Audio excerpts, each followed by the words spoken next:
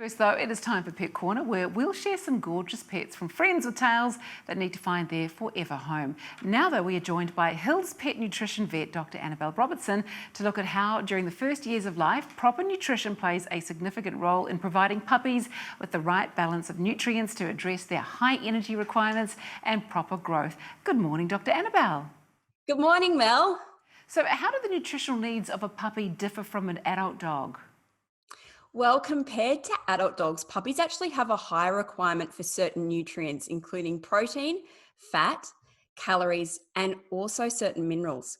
Vitamin E is also essential for the development of a healthy immune system, and DHA, which is an omega 3 fatty acid, is also great for brain and also eye development.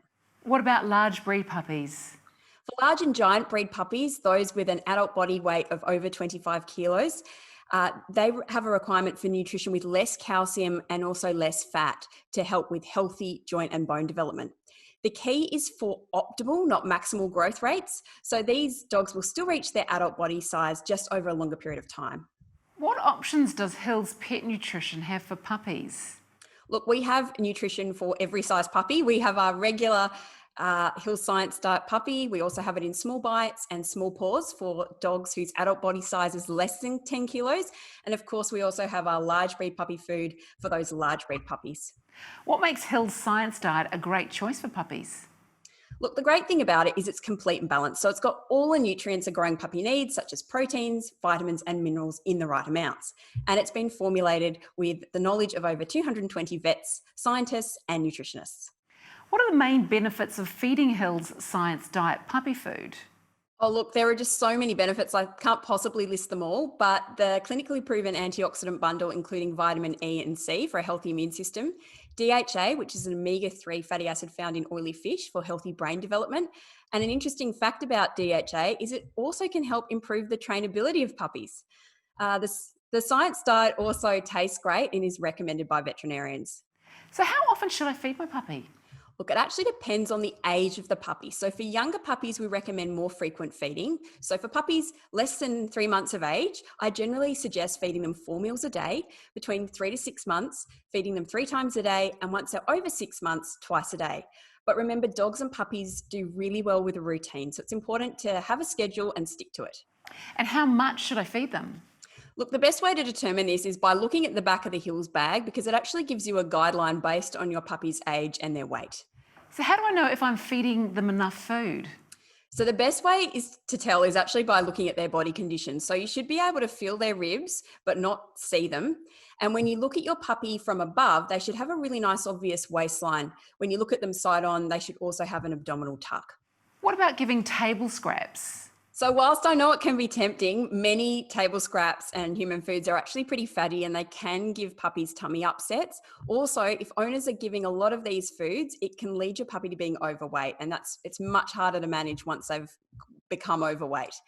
Also, you've got to be really careful with foods that contain bones, because bones can actually get stuck in a puppy's esophagus and stomach. Or what about making home cooked diets? Feeding a home cooked diet without the advice of a specialist veterinary nutritionist can actually be really dangerous. Many of those diets don't have the nutrients in the correct levels, and some of them will have minerals that aren't complete and balanced, and it can actually result in joint and bone abnormalities. So my advice would be consult a veterinary nutritionist. So, when should you transition your dog to an adult food? Look, for small and regular breeds, you do this at 12 months of age, you're transitioning them on to an adult food. But for your large breed puppies, though, remember those puppies over 25 kilos adult body weight, you need to keep them on a large breed puppy food until they're 18 months of age before transitioning them on to an adult food. What are some of your top tips, though, for feeding puppies? Okay, so my top tips are to feed a high quality, commercially available diet. That's going to be the easiest way to ensure your puppy's getting all the nutrients they need in the right amounts. Also, making sure that they've got fresh water available at all times and regularly washing their food and water bowls with warm and soapy water. If you are feeding any wet food, make sure you discard any uneaten portions after 2 to 4 hours, just in case they do spoil.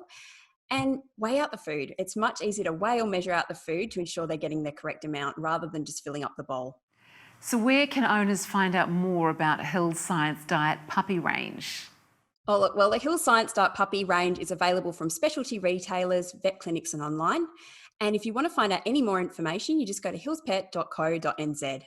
Now let's take a look at some gorgeous pets from friendswithtails.co.nz that need to find their forever homes. Meet Grayson, who's an 8-week-old mixed breed from Auckland. He's really outgoing, loves to play and hang out with other dogs, but he is deaf, so he will need a bit of patience and experience to train him. Or there's 6-week-old Wolfie, also in North Auckland, who's just started to socialise with kids, loves playing with toys and running outside, and would enjoy life with a busy family. What about the very sweet Tilly, who is 12 weeks old and likely to grow to be a medium or a large dog? If you're wanting a dog 100% devoted to you, sit on your lap and lick you to death, she's your girl. And there's 9-week-old Kiko, a mixed breed Staffy cross with a great personality who loves to be cuddled. What about Valley, the 2-year-old mixed breed pit bull? Now, she is the sweetest girl who loves human and dog company. She loves running alongside a push bike and swimming in the ocean. She's a highly trainable softie who just wants to please.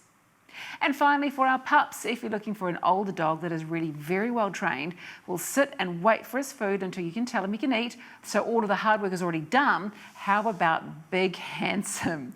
He's a 3-year-old German Shepherd Cross Mastiff and Coero and is needing someone to love him.